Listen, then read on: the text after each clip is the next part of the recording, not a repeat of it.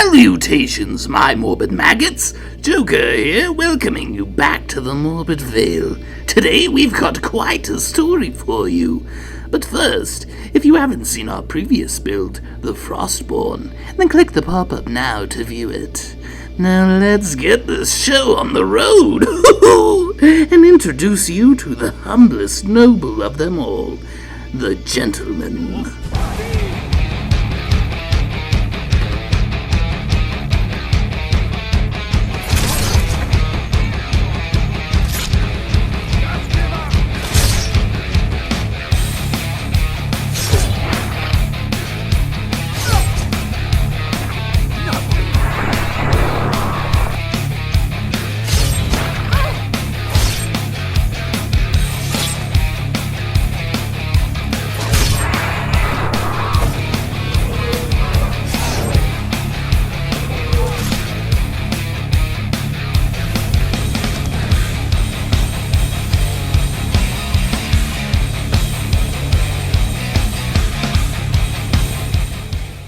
Born to a low-class, borderline beggar Imperial family, Isaac Miller knew nothing of the rumors of a hot meal and a warm bed he had heard so many speak about.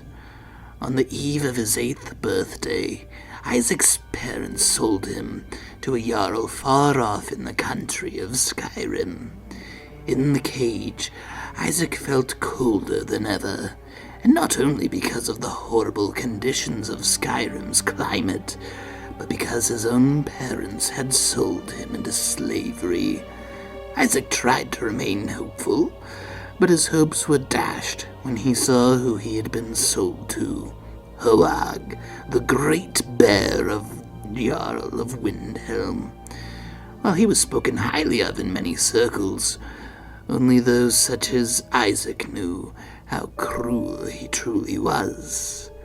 The next 5 years of Isaac's life were unbearable, from random beatings to public humiliations. He suffered greatly at the hands of the Stormcloak family. When he was 13 years old, Isaac was traded yet again, and this time for a rare black werebear pelt, the same pelt that would be used later on to fashion Ulfric's attire. Those who got Isaac were not as innocent as Hoag, but they treated him exceedingly better than the Jarl of Windhelm. The couple who had traded the pelt for Isaac were an old couple of 80 or so, and of Breton blood. They were not well known, and they lived in a small cabin a mile out of Bruma. Isaac didn't know what to expect, but was incredibly shocked when he discovered that their little cabin was nothing more than a farce. Inside of their humble-looking home was a treasure trove of armors, weapons, magical tomes, and artifacts from all over the world. The old man, Matthias Kron, was a collector of rare and curious items, and spent his entire life finding such valuable items, studying them, and selling them when he had no further use for them. Over the next year, Isaac served his new masters well, keeping the underground mansion and its contents free of dust and polished to a silky shine. At the end of the first year, Mr. Kron invited Isaac into his study, and there he presented the papers. From that day forward, Isaac was no longer a slave, but a free boy, and more than that, a son. Mr. Kron had written Isaac into his will, leaving him everything in the events of his passing. Over that next decade, Matthias Kron taught Isaac how to read and write, how to give to those less fortunate, and of being humble about your wealth, while also letting others know your status. Matthias also taught Isaac about all of the lore of Tamriel, from the entirety of the Septim dynasty to the nature of the Daedra. The latter was of great interest to both Isaac and his father, But Isaac didn't know how deep his father's interests ran until Matthias finally showed him. Hidden within the study was an altar with 3 shrines on them. The first one Isaac recognized immediately, a statue of Clavicus Vile with his faithful companion Barbas. The second was of a 4-armed, orc-like creature with a weapon in each hand, and knew it must be Mehrunes Dagon. The last was a spider-like woman, and Isaac could not tell if it was Namira, Mephala, or Vermina. Matthias soon clarified that it was indeed Mephala, the Lady of Whispers. He revealed to Isaac that much of his fortune he had gained from these 3 Daedric princes. Clavicus Vile had one day banished his furry companion, and it was Matthias who had helped in bringing them back together again. As a reward, Barbas ensured that Clavicus Vile blessed Matthias with his home and riches beyond his wildest dreams. After obtaining this newfound wealth, he was approached by Dagon himself, and he had served Mehrunes Dagon as champion for a time. He eradicated many of those in power, even banishing some of them in body and soul to the Deadlands. But he had impacted the world significantly in other ways, changing it for the better. With his wealth, he began helping those who weren't as financially stable in Bruma and other cities as the nobles were, raising up new nobles who would work and fight for those who were not better off. As for Mephala, the Lady of Whispers came to him and once again helped change the world. With his influence and reputation as one of Dagon's assassins, Matthias was the perfect pick for ruining a wedding. A Nord nobleman of Skyrim was to marry a princess of High Rock, a Breton woman named Amara. This wedding would have provided the noble Nord family with great wealth and access to a small army, while allowing the royal family a new trading system into Skyrim. However, the nobleman's son was already unfaithful, having spent many of his days and nights with various women, some of whom were of the bestial races. Mephala wanted Matthias to reveal the secrets of the noble's son, and to kill the princess, putting the blame on one of the many conquests of the Nord, the daughter of an orc war chief in Orsinium. Matthias went out as the Lady of Whispers commanded, but when he saw the princess, he could not bring himself to end her life. He would speak with her, bringing her gifts and showing her how a true gentleman should act. She fell in love with him, and on the night of their first kiss, he revealed his true purpose to her. Then, on the very day of the wedding, all the consorts of the Nord's son, each one believing he would marry them, crashed their wedding. As for the princess, Matthias had staged a kidnapping, using illusion magics and angry consorts to distract everyone, while he disappeared with Amara. He took another Breton woman who looked similar enough to her, and killed her, mutilated her, and pinned it all on the daughter of the Orc war chief. Amara and Matthias had been together ever since, living a peaceful life in their humble yet extravagant cabin. All of this Matthias shared with Isaac, fearing that his and the life of his wife would be coming to an end. And surely it did, for within a fortnight, a group of warriors in blue clothing arrived and ransacked the house. Matthias and Amara were tied together, and Isaac tied to the fireplace. The secret entrance had been left ajar, and Matthias knew what would happen when they saw the Daedric shrines. He took a small dagger from his side and managed to toss it over to Isaac, who was able to free himself. As he attempted to cut the ropes and free his parents, Matthias stopped him, telling him that it was their time. The old man gestured with his head towards a set of orbs that sat across the room, and told Isaac to throw the blue one into the study, and throw the green one at the house once he got out. Little time remained, as he could hear the blue-cloaked bandits running back up the stairs from the shrine room. Isaac threw the orb, and as it shattered, a great, icy monstrosity appeared. It roared and began to attack the bandits in blue, thrashing the house. But as Isaac turned to face the house, he could see one of the bandits running into the living room where his parents were tied. The last thing he saw of them were their faces, smiling at him as the bandit ran them through with his sword. Tears tore down Isaac's face as he threw the last orb, and in an instant a great fiery-rimmed void appeared and devoured the entire home. All that was left was a crater, and not a single treasure to remember his parents was in sight. Isaac was alone again, but this time he knew where to go. Amidst the trees to the north, Isaac could spot a flickering light of a campfire.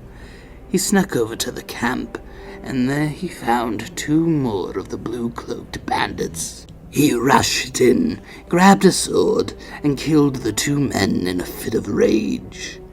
As he glanced around, he saw an all too familiar shield, a blue bear. He knew where these bandits had come from. They were of the Stormcloaks.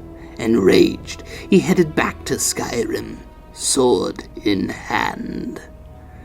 As he neared the city of Windhelm, he was caught in a fight between Imperial soldiers and the Stormcloak bandits.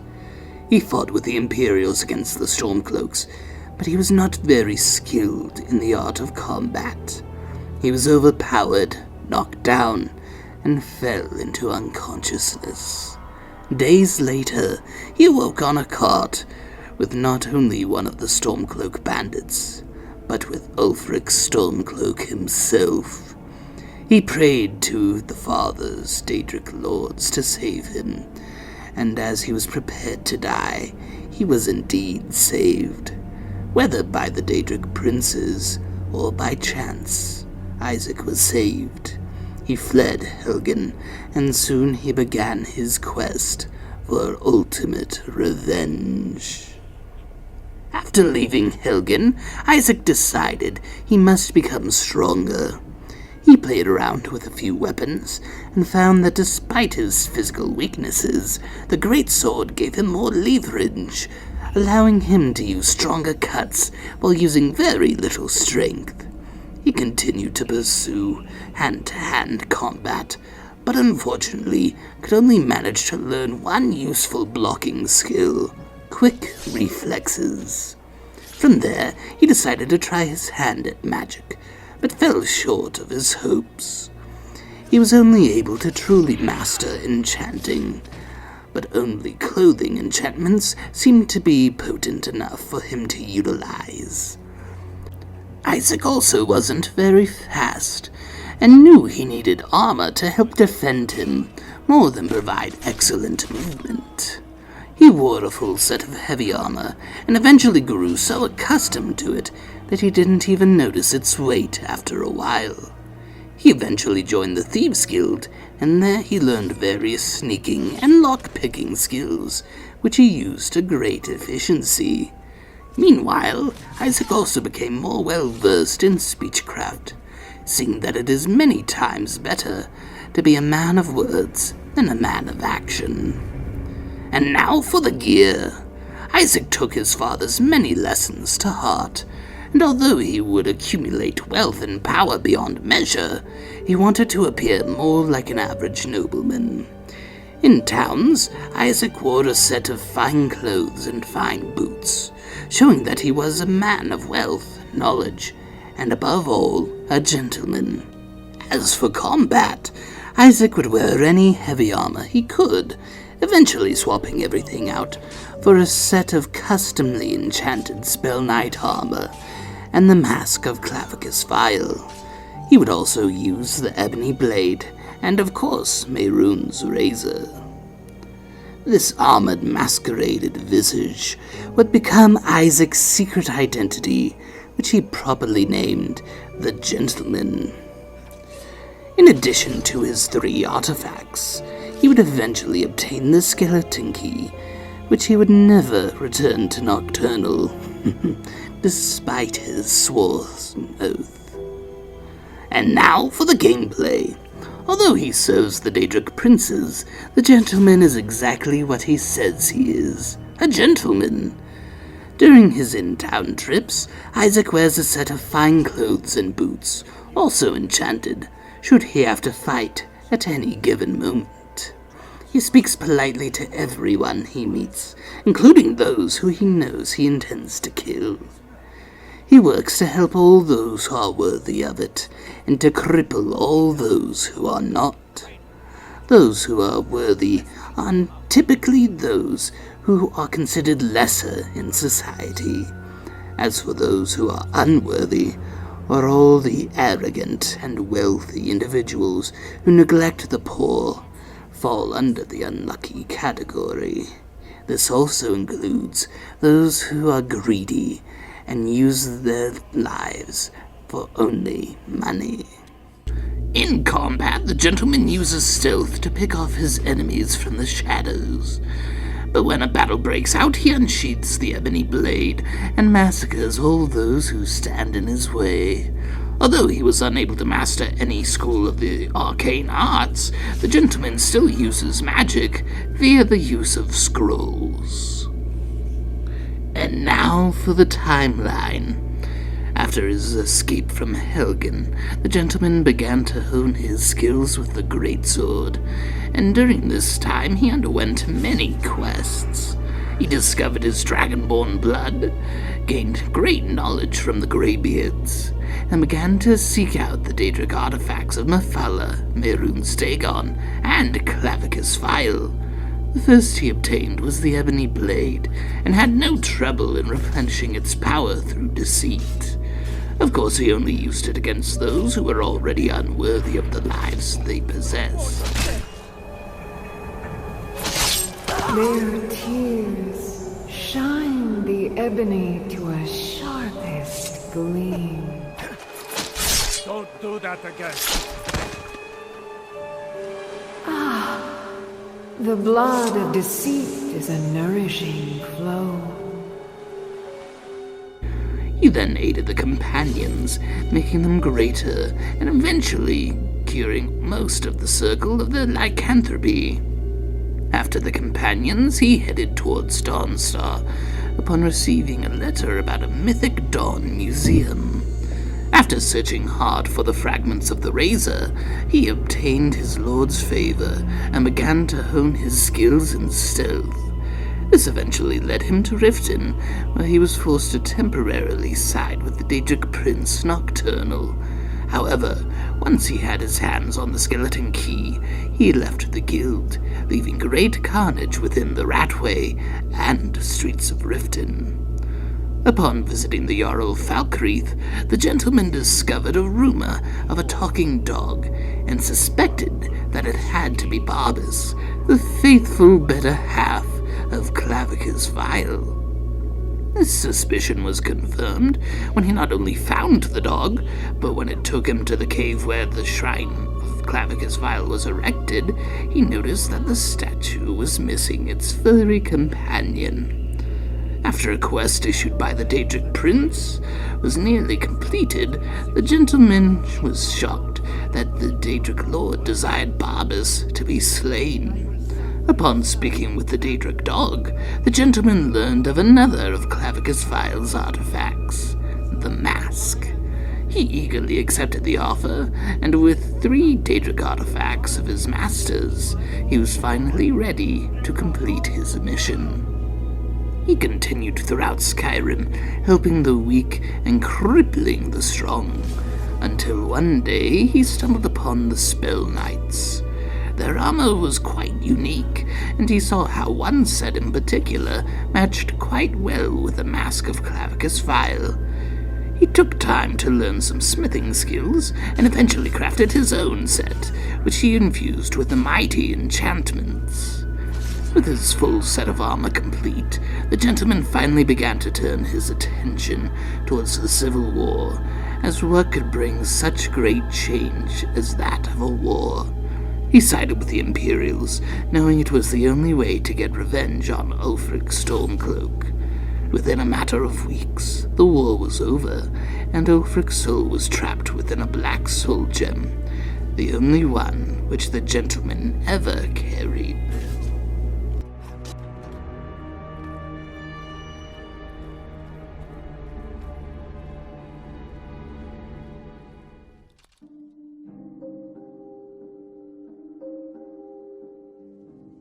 Isaac had continued his exploits, slaying the mighty World Eater, destroying an arrogant dragon priest who hid in Apocrypha, taking over an entire coven of vampires, destroying a guild of vampire hunters, joining the Dark Brotherhood and killing the Emperor, and obtaining many unique and glorious artifacts, just as his father did so long ago. And he even obtained a hidden manor where he could place his wonderful collection. Finally, Isaac could settle down. He took a wife who was very poor, humble, and yet like him had a darker side. He had fulfilled a contract for Mewiri when he was but a fledgling assassin within the Dark Brotherhood ranks. They were eventually married, moved into his manor, and adopted 2 children. The first they adopted was Sophie, a little girl who lost her family and lived on the streets in Windhelm. Do you have a place I could live? Oh, wow. Are you sure? You really wouldn't mind? Yay! Thanks, Mr. Papa. I promise I'll be the best daughter ever. The second was Blaze, a young boy who served as a farmhand in Solitude. Really? Do you have a place I could live? Oh, wow. Are you sure? You really wouldn't mind? Really? You mean it?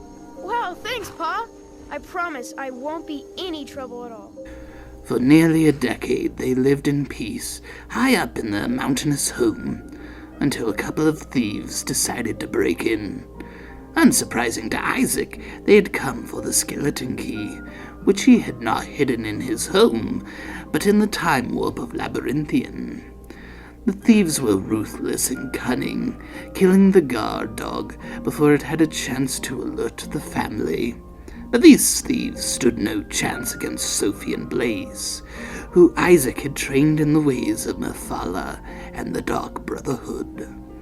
His children of shadow brought the thieves to their knees, and Isaac was not surprised to find that it was Brynjolf and Carlia. However, he was surprised by what they had in their possession: the Staff of Sithis, an artifact so obscure it was presumed a myth, even by the Dark Brotherhood.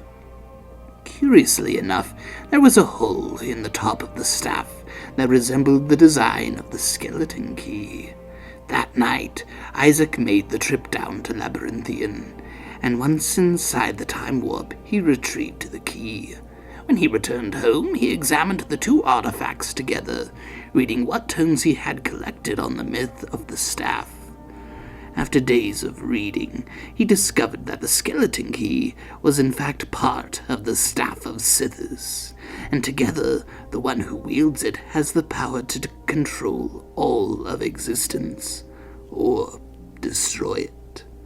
Isaac merged the staff and the key, and immediately he felt the power surge through him, and all of existence shook. Mehrunes Dagon wasted no time in invading Tamriel in search of this terrible power that shook the existence of his realm. A splinter group of the Mythic Dawn had rebuilt an Oblivion Gate for him and his armies, and soon Windhelm and Riften were overrun. Clavicus Vile and Mephala, on the other hand, knew that this power could not fall into the hands of Dagon, and so they confronted their champion together. Isaac was surprised when his masters not only came to him in their physical forms, but were kneeling before him. They could not stand in his overwhelming presence, and could say nothing until he gave them permission. Clavicus Vile was overwhelmed with fear, and begged Isaac to spare him from whatever annihilation he had in store. As for Mephala, she tried to seduce Isaac, promising him knowledge of all secrets in existence, and her hand for eternity. But both of these Daedric princes misunderstood Isaac. He had killed in their names. He had sussed out secrets that destroyed the lives of many, but he did not desire to rule the shadows or destroy existence as they believed. With a wave of his hand, both Clavicus Vile and Mephala were transformed into new beings, no longer Daedric princes, but angels who served him. Isaac married them then and there, and set Clavicus Vile and Mephala upon the throne of solitude, making them the High King and Queen of Skyrim. They were immortal as before, but they gleamed with a brilliant holy light. As for Mehrunes Dagon, Isaac appeared before him and offered him a choice: to submit or be destroyed. Dagon was overwhelmed by the presence of his former champion, but his pride was also strong, and he rebuked Isaac. With a snap of his fingers, Dagon was no more. The armies of Daedra had been transformed into mortal men and women, and from that day forward, Isaac began to reshape the realms. The Daedra and Aedra who resisted Isaac's rule were erased. All realms were merged into Nirn, and those who ruled those realms and submitted to Isaac were made immortal rulers of their respective countries. Meanwhile, others were raised up by Isaac, those of good heart and spirit. They too were made immortal, and their thrones sat amongst the common people of Nirn. Under his eternal reign, Isaac sculpted a utopia where all men and women were free, where all had whatever they needed, wanting for nothing and never shedding blood. A mortal would live 1,000 years, only becoming decrepit once they reached 995. For those last 5 years, they would be slow, but more aware and appreciative of the beauty that surrounded them. Upon their death, they would ascend to a paradise of indescribable beauty, where Isaac waited for them with open arms. But he was no longer called Isaac. He was Pamona, the All-Creator, he who made the new world as it is, and the one who removed all pain from mortals. Blessed are they who know him and his wondrous love.